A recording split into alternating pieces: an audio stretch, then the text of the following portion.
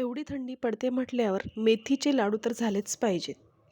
तर आज मी बनवलेत अर्धा किलोच्या प्रमाणात डिंक आणि मेथीचे लाडू. त्यांना आपण थंडीचे औषधी लाडू देखील म्हणू शकतो. तर चला मग अजिबात वेळ न वाया घालवता रेसिपीला सुरुवात करूया. तर सगळ्यात पहिले मी इथे 1 किलो गूळ अशा पद्धतीने कट करून घेतलाय आणि पावशेर काजू बदाम देखील मी अर्धवट वाटून घेतले. तिथे 2 किलो शेंगदाणा तेल, अर्धा किलो खोबऱ्याचं कीस, पावशेर डिंक, अर्धा किलो खारीक पीठ घेतलेलं आहे. आता इथे सगळ्यात पहिले मी कढईत तेल गरम करून घेते. त्यात मी आता डिंक तळून घेते. थोडा थोडा डिंक मी अशा पद्धतीने तळून घेतला आहे. डिंक तळून मी एका भांड्यात काढून घेते.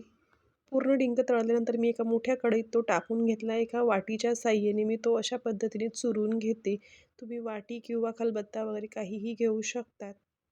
इथे मी आता पावशेर मेथी ही दुधात भिजवून घेतली. 5 ते 6 तास छान भिजवून घ्यायची आहे दुधामध्ये.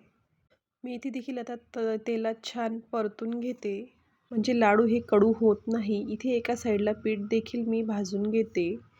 आता मी इथे मेथी टाकून घेतलेली आहे. मेथी छान भाजली की ती एका भांड्यात काढून घेते. इथे आता पीठ देखील मी भाजते. पीठ हे मी ह्या पावशेराच्या मापाने 5 पावशेर एवढं मी पीठ घेतलेलं आहे. हे 2 किलो गव्हाचं पीठ आहे. म्हणजे अर्धा किलोच्या लाडूंना मी इथे 2 किलो गहू धुवून वाळून आणि दळून आणलेले होते गिरणीतून. खोबरं देखील मी थोडंसं भाजून घेतलं आणि मग इथे पिठात मिक्स करते. आता मी त्याच कढईत तेल न टाकता खारीक पीठ देखील 1-2-3 मिनटं भाजून घेणार आहे. जास्त भाजलं की ते कडक होतं, म्हणून थोड्या कमी प्रमाणातच भाजायचं आहे. ते देखील मी इथे व्यवस्थित आता मिक्स करून घेते आणि आपण जी मेथी भाजली होती ती देखील मी आता या पिठात मिक्स करून घेते आणि इथे आपलं काजू बदामचं जे पावडर होती ती देखील मी आता याच्यात टाकून घेते. हे सगळं आता व्यवस्थित मिक्स करून घेईल. प्रत्येक गोष्ट टाकल्यानंतर व्यवस्थित असं मिक्स करतच जायचं आहे. आणि आता इथे कढईत मी 100 ग्रॅम अळीव घेतलेली आहे. ती देखील छान लालसर होईपर्यंत भाजून घेतली होती. ती आता थंड झाली आहे. थंड करून मी ती मिक्सरच्या भांड्यात ते वाटून घेते. अशा पद्धतीने त्याची पावडर तयार करून घ्यायची आहे. ही पावडर देखील आता आपण जे भाजलेलं होतं पीठ त्याच्यात घालून घेते. आता जे तेल उरलं होतं ते मी आता सगळं टाकून घेते आणि जो तो मी गूळ कट केलेला होता तो मी त्या तेलात टाकून घेते. तेल अजिबात गरम न होऊ देता गूळ लगेच त्यात टाकायचा आहे. एक 10 मिनिटात गूळ हा पूर्णपणे त्या तेलात विरघळेल. कंटिन्यू आपण असं चमच्याच्या साहाय्याने गूळ हा मिक्स करत राहायचं आहे. गूळ फक्त आपल्याला विरघळवून घ्यायचा आहे, पक्का पाक करायचा नाही. इथे आपलं पीठ देखील आता पूर्णपणे भाजून झालेलं आहे आणि आपला गूळ आता हा हळूहळू वितळतोय.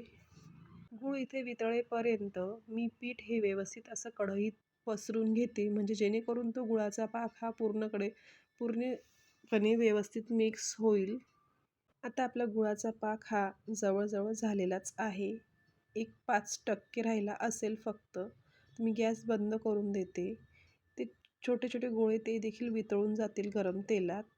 आता हा पाक पूर्णपणे तयार आहे. मी हे आता त्या पिठात व्यवस्थित असं मिक्स करून घेते. अशा पद्धतीने मी टाकून घेतलं. टाकलं लगेच आपण पटापट मिक्स करायचं आहे, नाहीतर ते एकाच ठिकाणी गोळे तयार होतात. या लाडूंना मेहनत खूप लागते, पण चवीलाही छान येतात. इथे आपल्या तेलाचं आणि गुळाचं प्रमाण हे अचूक झालेलं आहे. आता मी अशा पद्धतीने सर्व लाडू वाळून घेतलेले आहेत. तुम्ही बघू शकता इथे लाडू किती छान तयार करून झालेले आहेत. तुम्हाला व्हिडिओ आवडल्यास व्हिडिओला लाईक, शेअर, कमेंट आणि सबस्क्राईब करायला विसरू नका. आणि ही अशा पद्धतीने साधी सोपी रेसिपी तुम्ही नक्कीच ट्राय करा आणि कमेंट करा. धन्यवाद.